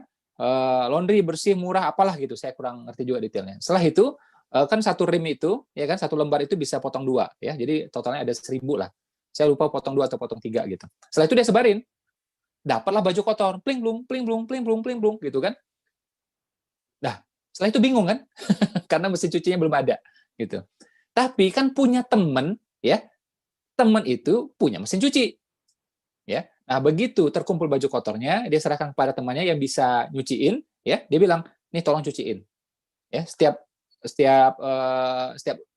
pakaian dapat sekian gitu, atau kita bagi hasil gitu. Dicuci itu baju sama temannya yang punya mesin cuci ya, dalam waktu 1 hari 2 hari jadi, sudah jadi udah balikin tuh ke yang punya ya kan, balikin ke yang punya, dapat duit kan. Nah dapat duitnya tinggal bagi tadi seperti apa perhitungannya, disitulah dia dapat untung, disitulah akhirnya dia mulai mencicil ya punya mesin cuci. Lihat ya, mulai usaha tidak harus urut kecuali tukang urut. Oke, nah teman-teman juga seperti itu ya. Jadi tidak harus urut. Ini saya kasih contoh macam-macam semuanya, ya. Dan saya juga pernah ya waktu itu buka usaha kuliner sama juga tidak harus urut, ya tidak harus urut. Saya buka TK, ya Taman Kanak-kanak. Itu sebelum saya punya anak, ya. Jadi punya anak buka TK boleh. Sebelum punya anak pun bisa buka TK, ya tidak harus urut. Ya, nah ini saya berharap menjadi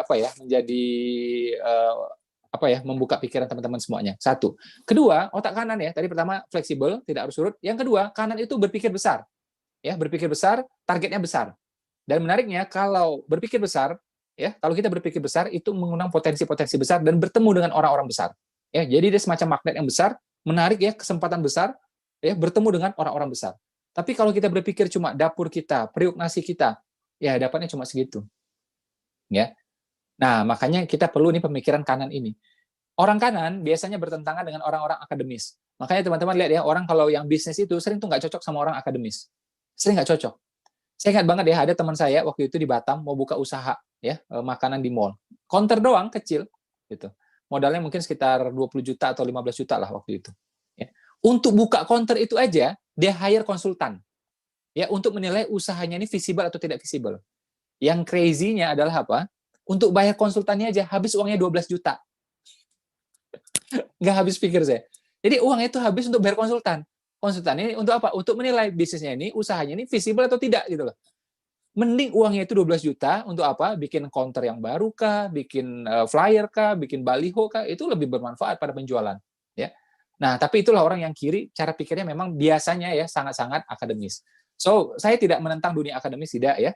Saya juga orang akademis, saya juga bikin kampus gitu ya, saya juga tamatan S1, tapi kita itu mesti fleksibel juga, ya, tidak harus urut. Ya, jadi ada 2 kanan itu, pertama dia fleksibel, tidak harus urut, kedua imajinatif, impiannya besar. Ya. Terus yang ketiga adalah apa? Dia juga mudah berempati. Nah, ini ciri kanan. Boleh ditayangkan slide-nya satu, tunjukkan tentang otak kanan itu seperti apa?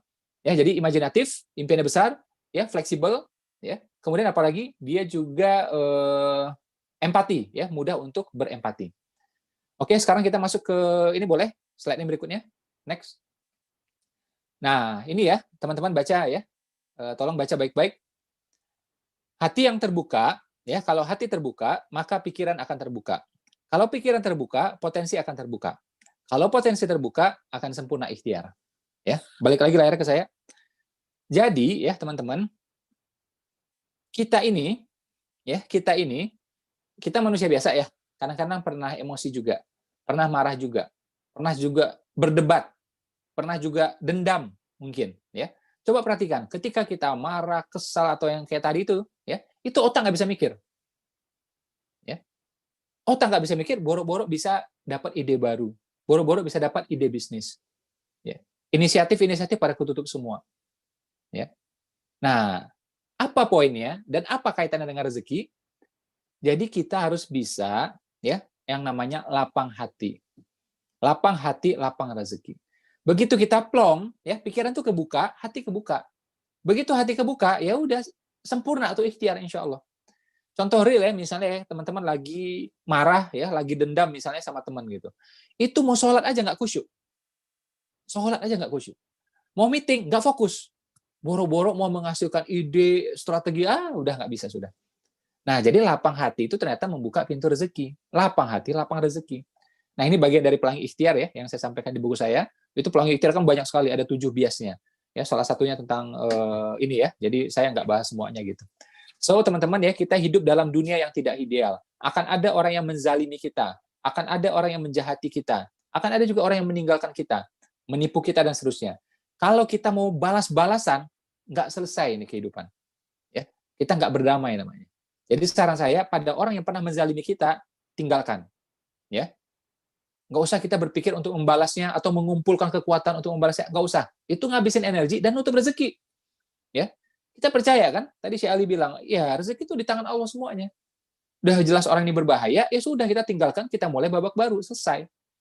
Wah, tapi keenakan dia, Pak. Udah biarin aja. Kalau memang dia berbahaya untuk orang lainnya, baru kita laporkan polisi. Selesai. Ya. Jadi pikiran kita itu damai, hati kita damai, ide-ide bisa lahir. Makanya tidak boleh mulai usaha ya dengan spirit dendam, nggak boleh. Ya. Dengan spirit dengki, pengen menjatuhkan yang lain, nggak boleh. Ya, 3D yang menghalangi rezeki. Dongkol, dengki, dendam. Nah, ini kita jangan punya sama sekali. Ya. Oke, kita buka yang ketiga ya, materi yang berikutnya boleh. Ya, yang otak kanan sudah. Kemudian ini tadi ya tentang dengki ya. Jangan sampai dengki, jangan sampai dendam gitu ya. Kemudian kita buka tentang ini dia. Menarik nih. Jadi keluarga itu bukan beban ya. Tapi keluarga itu apa? Kunci kesuksesan, kunci kebahagiaan. Penelitian dari Grand Study Harvard University ya, penelitian sejak tahun 38 ya, selama puluhan tahun, hasilnya adalah apa? Anak-anak yang dekat sama ibunya cenderung lebih sukses. Luar biasa nih penelitian. Kita sih tahu ya, anak yang dekat sama ibunya insya Allah rezekinya lancar. Ya kita udah tahu kayak gituan. Tapi ini pakai riset. Ya, ini pakai riset. Ya, penelitian dari ya nama orang itu Grant ya, nama penelitiannya Grant Study ya, dipublish oleh Harvard University tahun 38. Anak-anak yang dekat sama ibunya cenderung lebih sukses. Ya, jadi ternyata rahasia sukses itu terletak pada apa? Pada kasih sayang keluarga. Gitu. Oke, balik lagi layarnya ke saya. Apa yang saya pengen sampaikan ya, teman-teman? Kita sibuk ya kadang-kadang mencari, mohon maaf ya, sampai ke kantor, 1 jam perjalanan ke kantor. Demi apa? Demi rezeki katanya. Ya, buka usaha juga sama. Kadang-kadang ekspansi buka usaha sampai keluar kota. Ada lagi yang merantau. Bukannya nggak boleh. Ya, ini kan judulnya cari rezeki ya. Padahal rezeki yang utama itu ada jangan-jangan di rumah kita atau di kampung halaman kita. Siapa itu? Ibu kita, orang tua kita. Ya. Nah, ini yang saya sebut dengan sepasang bidadari. Bidadari yang pertama adalah siapa? Ibu kita. Bidadari yang kedua siapa? Istri kita. Makanya yang belum nikah, repot itu. Saya harap ya segera nikah gitu ya. Nah, jadi kalau kita ikhtiar, orang tua ridho, pasangan ridho, itu insya Allah lancar. Rezeki makin kebuka. Ya, rezeki makin kebuka. Coba perhatikan baik-baik ya, temannya, tetangganya, ya siapa aja yang kita tahu. Yang sempat ya ribut-ribut sama orang tuanya, berantem sama orang tuanya, nggak akur sama orang tuanya. Coba lihat rezekinya seperti apa. Aduh, repot lah udah. Repot udah. Apapun lah agamanya, entah dia Muslim atau yang lain sama aja polanya. Ya, jadi Allah nggak suka sama orang kayak gitu. Entah dia Buddha, Hindu, Kristen sama aja. Ya, seorang anak yang hobinya ribut sama orang tua, nggak lancar kehidupannya. Ya, nah ini adalah pintu rezeki yang masya Allah besarnya. Saya menyebut ini sebagai sepasang bidadari. Kalau teman-teman ingat ya baca buku saya, ya itu saya letakkan di awal ya tentang sepasang bidadari ini. Ya, dan saya bilang apa? Tidak boleh masuk bab berikutnya sebelum ini beres. Jadi ini mesti beres dulu. Setelah ini beres, baru buka bab yang berikutnya. Ya, karena kita mau ikhtiar apapun, sepintar apapun, S2 sekalipun, S3 sekalipun, punya relasi macam-macam sekalipun, kenal sama Syekh Ali sekalipun, kenal sama Mas Ipo sekalipun, tapi orang tua nggak ridho. Sama orang tua kita durhaka. Ketutup tuh rezeki. Ya. Andai kata kebuka pun, pasti masalah demi masalah. Nah, kita ini kan pengen, ya kalau bisa tuh uang tuh lempeng, ya ngalirnya itu lancar gitu loh. Oke, masalah pun juga jangan datang, jangan kayak lumpur. Airnya dapat, tapi pasir-pasir juga dapat. Itu lumpur namanya. Kita nggak mau. Yang kita mau air doang, air yang bersih sudah itu. Ya, kalaupun ada masalah yang masih handleable, gitu ya, masih bisa kita handle gitu, ya kan? Nah, jadi ya teman-teman, ya ini pintu rezeki yang masya Allah luar biasa, ya. Dan itu biasanya nggak jauh-jauh. Jadi kalau mau merantau silakan, mau bolak-balik ke kantor, mau bolak-balik ke tempat usaha silakan ya. Tapi sebenarnya ada pintu rezeki yang sangat-sangat dekat sama kita. Siapa itu? Ibu kita, orang tua kita, termasuk mertua kita. Coba perhatikan tuh orang yang sering debat tuh sama mertuanya. Waduh, juga itu repot itu rezekinya. Gimana mau bahagia coba? Ya, mertua tuh ya orang tua, sama udah itu. Ya. Coba ya, misal kita punya istri gitu. Terus istri membedakan orang tua kita. Ya kita kan nggak mau juga. Ya kan? Nah, jadi orang tua, mertua ya, dan pasangan nih usahakan selaras. Nah, ini memang nggak gampang. Emang ini tantangan, tapi bukan yang mustahil gitu. Namanya rumah tangga pasti rumit. Betul ya? Nggak mungkin rumah tangga itu sederhana. Nggak mungkin rumah tangga itu sederhana. Kalau sederhana itu bukan rumah tangga, itu rumah makan. Ya kan? Sederhana kan? Nah, itu rumah makan pasti. Jadi rumah tangga ya rumit, ya kompleks gitu. Rumah tangga itu yang lempeng semua, ya lancar semua, ya itu cuma rumah tangga Adam dan Hawa. Karena rumah tangga Adam dan Hawa itu ya waktu itu belum ada orang tua, belum ada mertua, ya kan? Belum ada saudara, belum ada sepupu gitu ya. Nggak ada tetangga, makanya aman. Nggak ada sosial media, nggak ada lambe turah, makanya aman. Tapi coba perhatikan, begitu beliau punya anak saja, oh masalah muncul. Ya, punya anak aja tuh, masalah udah itu. Ya kan? Nah, jadi memang menyelaraskan itu ya memang saya tahu itu penuh tantangan. Saya juga mengalami dulu awal-awal. Ya, saya mau mulai usaha, ibu nggak setuju, ya kan? Nah, karena memang background kita nih di pihak saya gitu ya, itu ya karyawan semua, ayah saya, ibu saya, saudara saya itu ya karyawan gitu. Menurut mereka yang baik itu ya kerja gitu. Nah, istri saya background-nya keluarganya ya usaha gitu. Tapi kan ya ini menyelaraskan semua memang nggak gampang. Tapi ingat, sesuatu yang tidak gampang, sesuatu yang menantang, ya itu pasti ada fadilah yang besar yang luar biasa juga. Ya, jangan kita menyerah. Makanya Syekh Ali mengingatkan kita untuk apa? Sabar. Jadi setan itu tidak henti-hentinya membisikkan apa? Ya, kewas-wasan di hati kita. Ya, dibikin kita tuh was-was, was-was, was-was. Jadi sebenarnya setan tuh lemah dia. Ya, cuma kita yang sering larut dengan perasaan kita. Coba perhatikan ya, hadis atau ayat tentang setan. Nggak ada namanya cerita tuh ya, setan berteriak ke kita. Nggak ada. Setan tuh ngapain? Berbisik. Dia cuma bisa apa? Berbisik.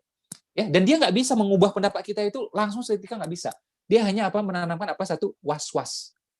Ya, was-was dulu itu. Nah, akhirnya kita yang larut dengan sendirinya, kita yang akhirnya ngawur gitu. Ya. Nah, jadi saya kalau boleh berpesan sama teman-teman ya, putus asa itu jangan dianggap sekedar ilmu motivasi biasa. Putus asa itu sesuatu yang parah. Putus asa itu boleh dianggap salah satu dosa besar. Karena apa? Dia tidak berharap lagi sama Allah. Nggak boleh putus asa. Ya, teman-teman yang pernah gagal, yang pernah bangkrut, nggak boleh putus asa. Saya waktu buka ya usaha yang agak-agak lumayan lah waktu itu ya, masuk mall berapa itu ya. Kemudian usaha kita bangkrut. Waktu bangkrut itu ya kita beres-beresin lah semua utang-utang apa semua ya. Itu saya waktu itu ya hampir meneteskan air mata lah waktu itu. Ya, sangat-sangat terharu waktu itu. Apakah karena rugi? Apakah karena bangkrut? Apakah karena tutup? Enggak. Karena seneng. Karena seneng. Kenapa? Usaha ya tutup, ya.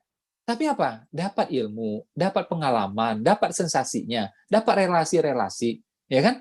Ngerti itu semua. Itu karunia. Yang nggak dapat cuma duit. Tapi yang lain dapat semua. Nah, ilmu ini, pengalaman ini kan bisa kita konversi pada bisnis yang berikutnya, gitu. Nah, alhamdulillah pada bisnis berikutnya untung, gitu. Ya, jadi putus asa itu sama sekali tidak boleh, ya, sama sekali tidak boleh. Ya kita harusnya apa punya besar harapan karena kita tahu Allah Maha Pemurah, Allah juga Maha Kaya, ya. Nah, salah satu wasilahnya melalui apa? Doa dari orang tua kita, mertua kita, juga pasangan kita. Bagi yang belum nikah ya sudah berarti sama orang tuanya dulu, ya. Usahakan selaras. Impian-impiannya usahakan selaras. Sip ya? Oke, yang masih mendengar suara saya dengan jelas coba acungkan jempolnya boleh? Yang tambah semangat coba acungkan 2 jempolnya boleh? Wih, ini kayaknya makan baterai tadi pagi ini. Udah sarapan masih Po ya, iya itu baterainya sarapan ya. Oke, kita lanjut lagi ya. Sekarang kita bahas tentang sedekah sedikit aja ya. Jadi saya yakin lah, biasanya orang udah follow saya di Instagram sejak lama, follow saya di Facebook sejak lama. Biasanya soal sedekah ini udah mantap lah, makanya saya nggak bahas banyak di sini ya. Jadi sedekah itu ikhlas nggak ikhlas sedekah ya. Nanti lama-lama juga ikhlas gitu ya. Mau diam-diam boleh, mau terang-terang boleh, yang penting niat terjaga. Ya, kalau terang-terangan ayatnya ada 5 itu Al-Qur'an ya di Al-Qur'an. Ya, jadi boleh, yang penting niat terjaga. Ya. Jor-joran juga nggak apa-apa, boleh juga. Ya, yang penting kita itu apa ya? ya lakukan aja gitu. Ya lakukan aja. Ya. Jor-joran tuh boleh. Abu Bakar hampir 100% kok. Umar 50% kok. Itu kan jor-joran. Jadi boleh sebenarnya. Ada yang bilang, oh tidak boleh berlebihan. Untuk kebaikan boleh berlebihan. Nabi tahajud sampai kakinya bengkak kok. Sahabat tuh istighfarnya sampai puluhan ribu kali kok. Ulama itu saya baca, wah, Masya Allah. Ada yang istighfar 100.000 kali, ada yang 50.000 kali. Ya, jadi kalau dalam amal, dalam kebaikan tidak ada yang namanya berlebihan. Insya Allah baik semua. Yang berlebihan itu apa? Misal kita pakai air wudhu berlebihan, nah, itu nggak boleh. Makan berlebihan itu nggak boleh, gitu. Ya. Nah, tapi kalau yang untuk dalam rangka ibadah khusus itu insya Allah boleh semuanya. Ya. Oke, kita buka lagi yang berikutnya. Sekarang kita bahas tentang bisnis ya. Nah, biasanya kalau di seminar di hotel ya, di ballroom saya nggak pernah menyampaikan soal simpul perniagaan ya, tapi kali ini saya sampaikan. Boleh dibuka tentang product and pandemic? Ya, jadi saya akan sampaikan ya materi spesifik tentang ya bagaimana kita menghadapi ya pandemik ini dengan ciri-ciri produk yang khusus, ciri-ciri bisnis yang khusus. Ya, oke. Teman-teman, ini mungkin sebagian pernah dengar, sebagian belum, nggak apa-apa, tapi saya pengen menyampaikan solusi di sini. Mohon maaf, jangan tersinggung. Saya terpaksa ngomong apa adanya. Ya, oke, balik lagi layarnya ke saya. Jadi gini ya, ini kan kita masih pandemi. Kita berharap nanti insya Allah Januari, Februari udah tuntas lah semuanya. Ya, tapi kita mesti tahu nih ciri-cirinya dan tantangannya. Orang saat ini, ya, saya pengen nih benar-benar solusi. Ya, makanya saya sampaikan. Orang saat ini, kalau bisnisnya berupa jasa, dan jasanya itu mengharapkan kontak fisik, konsumen itu cenderung untuk apa ya? Mengurangi. Contoh apa? Salon, oke? Perawatan wajah, ya, mani-pedi, massage, oke? Termasuk juga bekam. Nah, itu orang cenderung mengurangi. Makanya teman-teman yang bisnisnya kayak ginian, nggak apa-apa, it's okay, ya. Tapi tolong saat ini beralih ke produk dulu, ya. Kita punya salon misalnya, ya, pangkas misalnya. Nah, sekarang coba jual apa? Toner buat rambut, misalnya. Kita biasanya selama ini perawatan wajah, ya, mencetain jerawat orang misalnya gitu kan, atau perawatan yang lain gitu, ya kan. Nah, orang nggak mau sekarang, nggak mau disentuh, sedikit lah yang mau, kebanyakan nggak mau gitu. Ya sudah, berarti kita jual apa? Krimnya, ya, jual krim, jual serum, jual macam-macam, silakan, ya. Ya, mani-pedi juga sama gitu, oke. Yang bekam gimana Mas Ipo? Ya sudah, jual habatus sauda, minyak zaitun, apapun silakan, ya. Nah, jadi alihkan dulu sementara jual produk, karena kalau produk ini bisa kita gas, ya, dan orang sebagian itu kan banyak di rumah, kita bisa kirim-kirim, nggak ada masalah. Tidak mengharuskan konsumen datang ke tempat kita, tidak harus kontak fisik. Itu satu. Kalau jasa yang bisa disampaikan pakai Zoom, nah istilah saya itu zoomable. Istilahnya apa? Zoomable, ya, ini istilah aja gitu ya. Jadi kalau bisa disampaikan pakai Zoom, misalnya seminar, training, ya, kursus bahasa Inggris, kursus bahasa Arab, kelas Zumba, kelas aerobik, nah itu nggak apa-apa, silahkan. Karena tidak mengharuskan kontak fisik. Ya, banyak ya testimoni yang saya dengarkan, ya, yang nyampe di telinga saya, itu bisnisnya berkembang malah. Yang kelas aerobik, Zumba itu pakai Zoom ini berkembang gitu. Dia awalnya tinggal di Surabaya, kliennya ada yang dari Kalimantan, dari Sulawesi bisa, karena pakai Zoom gitu loh. Ya kan? Nah, kayak kita nih hari ini alhamdulillah 12.000 orang ya, ini dari seluruh Indonesia, bahkan dari luar negeri, alhamdulillah. Ya, saya cek tadi itu ya di YouTube, percakapannya nggak selesai gitu, banyak banget gitu, ya, alhamdulillah. Nah, jadi itu silakan aja, ya, itu silakan aja, ya. Nah, kalau barang, ya, jadi kalau jasa itu harus zoomable, kalau barang usahakan dia itu ringan, kecil, hemat ongkir. Saya gara-gara ngomong ini sampai diundang sama detik.com 2 kali dalam waktu 2 minggu. Karena itu simple banget, tajam banget solusi. Ya. Barang itu harus apa? Ringan, kecil, hemat ongkir. Tahan lama. Sehingga Pak bisa dikirim nasional. Indonesia ini luas. Jangan sampai kita kirim nih dari Bekasi, begitu sampai Jakarta udah basi. Kita kirim nih dari Jakarta sampai di Semarang udah rusak. Nggak boleh kayak gitu. Harus ringan, kecil, hemat ongkir, tahan lama. Sehingga bisa pasarnya nasional. Ya. Ini contohnya beberapa produk yang saya pakai ya, bukan saya jual ya. Ini saya pakai atau istri saya pakai. Ini contohnya nih. Ya. Ini di ruang kerja saya, ini contohnya. Harga ratusan ribu, tapi kecil, tidak nyita space. Ini juga saya beli di Belanda. Harga ratusan ribu. Ya, hemat ongkir, tahan lama. 6 bulan tahan, 1 tahun tahan. Ya. Jadi nggak ada cerita basi, busuk, rusak, pecah itu nggak ada. Nah, cari barang yang seperti itu. Ya. Sehingga pasar kita terbuka secara nasional. Atau ini nih, ini istri saya nih pakai. Nih. Kalau perempuan biasanya tahu nih, ya, yang kayak ginian. Nah, ini juga istri saya pakai nih. Ya, harga ratusan ribu, ya, kecil banget. Kan enak. Ya. Sekecil ini harga ratusan ribu coba. Jadi pasar kita bisa langsung luas ke seluruh Indonesia. Ya, karena Indonesia ini luas sekali. Sayang kalau kita terjebak pada teritori. Atau misalnya teman-teman bikin bumbu dapur, itu bisa juga dibikin kering ya, dibikin beku sehingga bisa tahan lama. Ya. Saya berkali-kali ini diwawancara soal kayak ginian. Ya, jawaban saya tetap sama gitu. Ya. Dan produk itu tidak harus kita bikin sendiri. Ya, misalnya kita kayak bumbu dapur gitu. Cari orang yang memang udah economic of scale. Maksudnya apa Mas Ipo? Memang dia udah jago bikin itu. Ya, dia jago bikin itu enak, ya, dan jumlahnya besar gitu. Otomatis harga per unitnya murah. Kita ambil dari dia.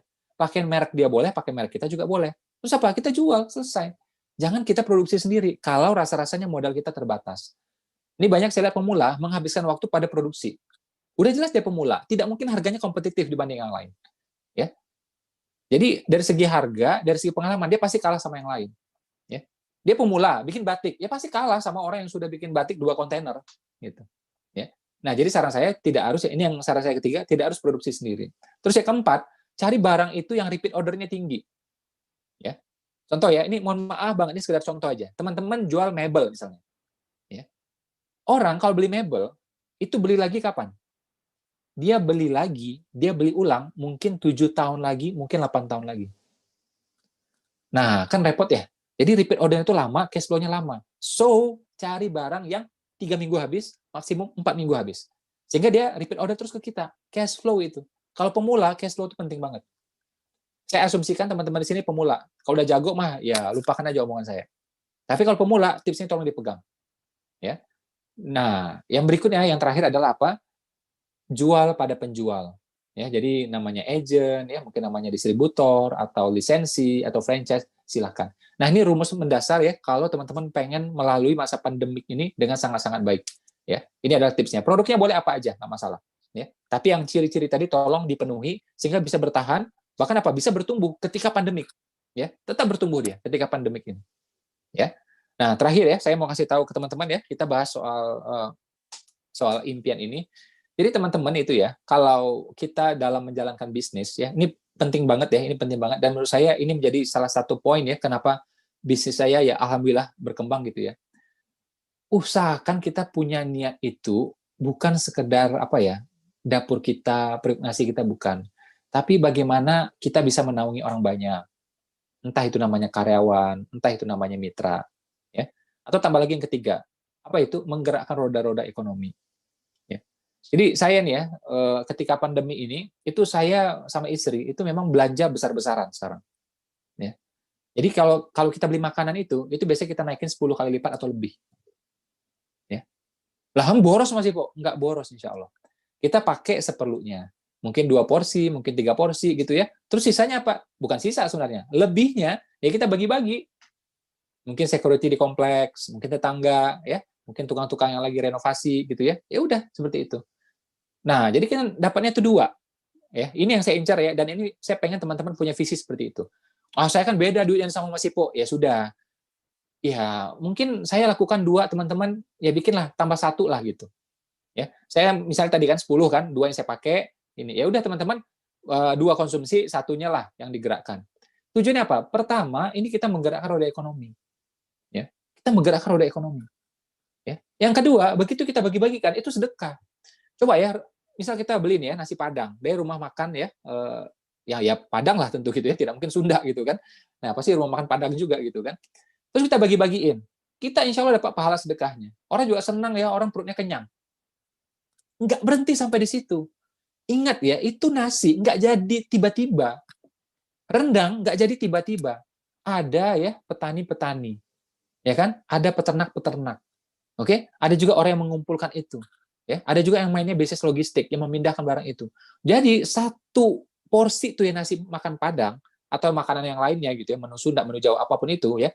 Walaupun cuma 1 porsi itu menggerakkannya jauh ke belakang. Ya. Kita sedekahkan Masya Allah, itu sedekah namanya ya, berkahnya Masya Allah. Kita makan pun juga itu baik ya, menjadi energi bagi kita, memudahkan ibadah.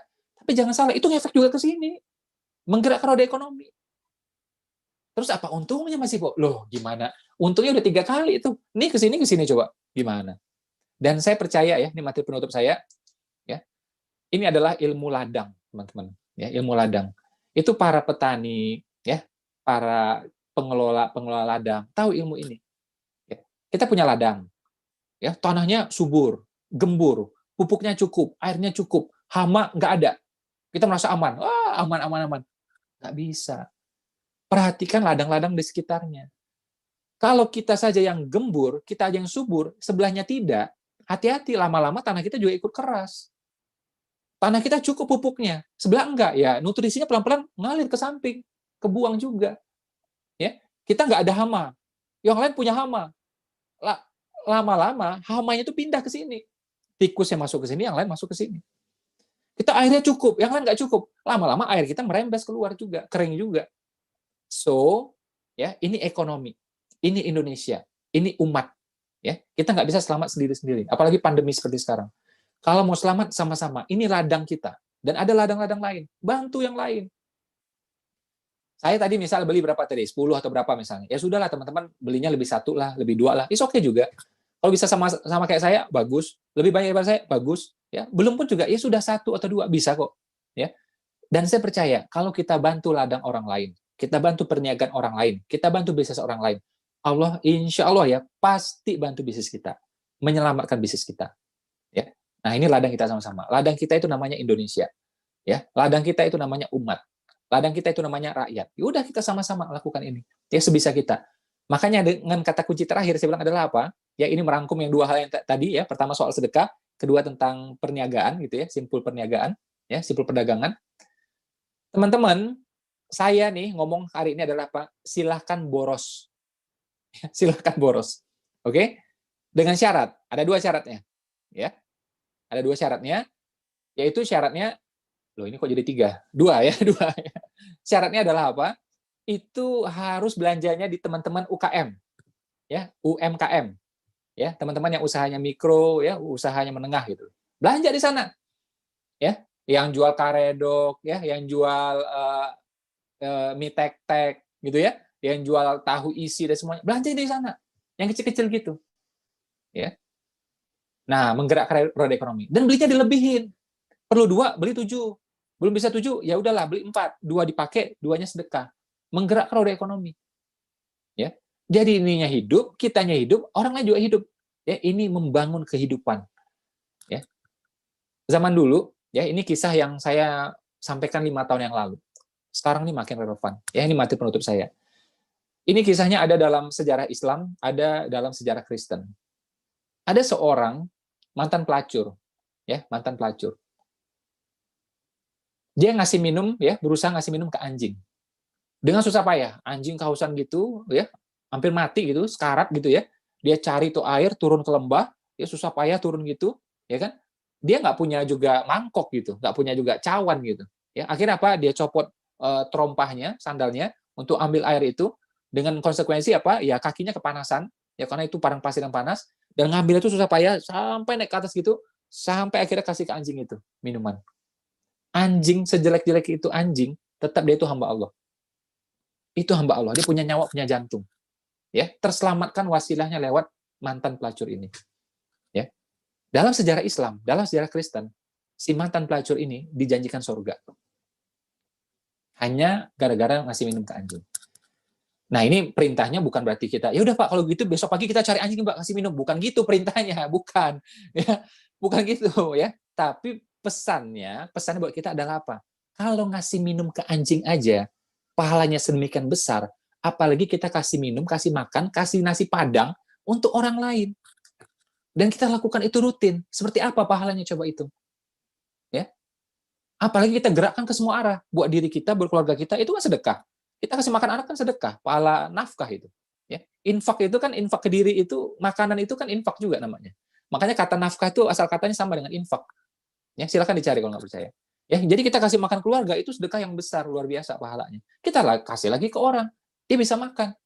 Ya, rumah makannya juga hidup. Ruginya di mana? Saya mau tanya. Ruginya di mana coba? Ya. Nah, ini juga melatih apa namanya? Mental kaya tadi. Ya, mental kaya tadi. Dan insya Allah kaya beneran. Uang kaya itu kan 2 caranya kan ya. Ya, jadi uang itu jangan disimpan, jangan diperam, harus digerakkan seperti air. Air itu mau sehat digerakkan. Udara mau sehat digerakkan. Gimana cara menggerakkan uang? Cuma ada 2, perniagaan dan sedekah. Nah, teman-teman sudah belajar tadi ya, Insya Allah tinggal praktek aja. Saya mendoakan mudah-mudahan teman-teman usahanya lancar. Ya, dan mohon banget ya doa buat saya, buat keluarga saya. Ini di salah satu keluarga saya, di keluarga besar saya itu ada yang agak sakit dan agak lumayan gitu ya. Saya nggak bisa sebut detail gitu ya. Saya mohon doa dari teman-teman. Mudah-mudahan ya salah satu dari anggota keluarga besar saya ini Allah kasih kesehatan, Allah kasih juga kepulihan yang luar biasa, full pulihnya, full sehatnya. Itu saja dari saya. Terima kasih atas segala perhatian. Mohon maaf atas segala kekurangan. Assalamualaikum warahmatullahi wabarakatuh.